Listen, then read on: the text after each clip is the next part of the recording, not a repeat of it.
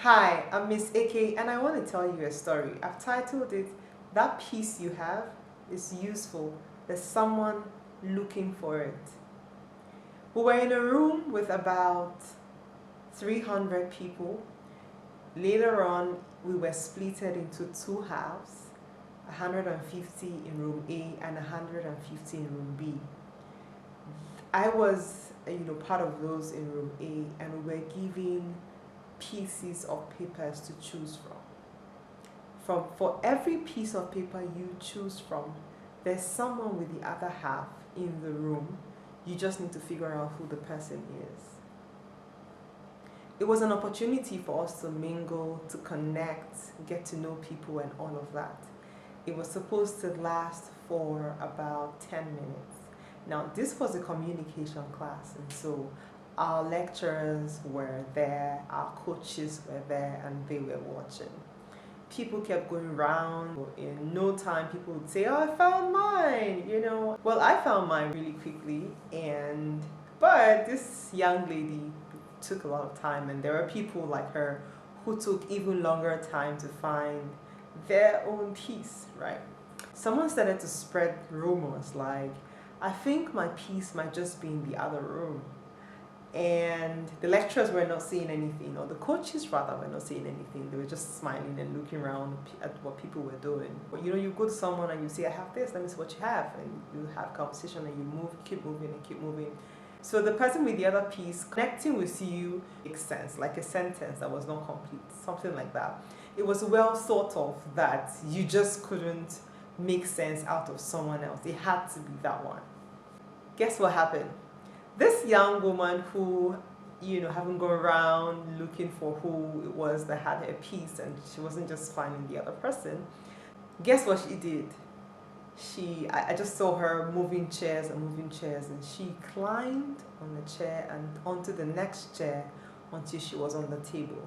And she raised her piece up and she screamed, "I need to find you!" And in no time, she found the missing piece. And the other young woman walked up to her and they gave themselves a hug and they kept talking. And the coach in the end told us why we had to do what we had to do and all of that. Now, this is why I'm sharing the story. Some people in the end still hadn't found their piece, the other half of their pieces. And so the coach had to, call out, and then the person came and they were connected to each other. But I like the way that this other lady went all out to find her piece.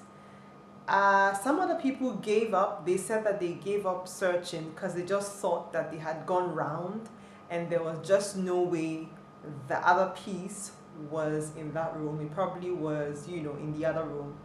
And the lecturers were not giving us clues as to whether everything is in this room, whether we could go out to the next room, and all of that. But for me, this young lady stood out.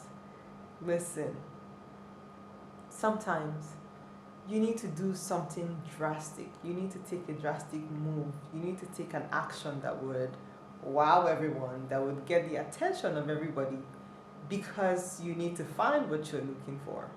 Your other piece isn't far away. You just are not making bold statements or bold moves enough to get the attention of the other person.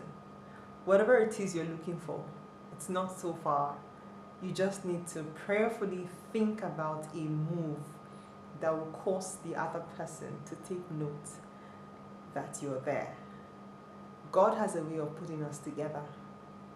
You have to play your own part of ensuring that you take the steps necessary to getting the things that you get. In the end, like I said, all the other people found their pieces, but not in the time that they wanted to find it.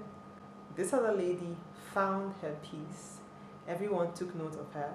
I think at the time that we were leaving, everybody knew her name, all 300 of us, because even when the other 150 came to join us, we all continued to talk about her.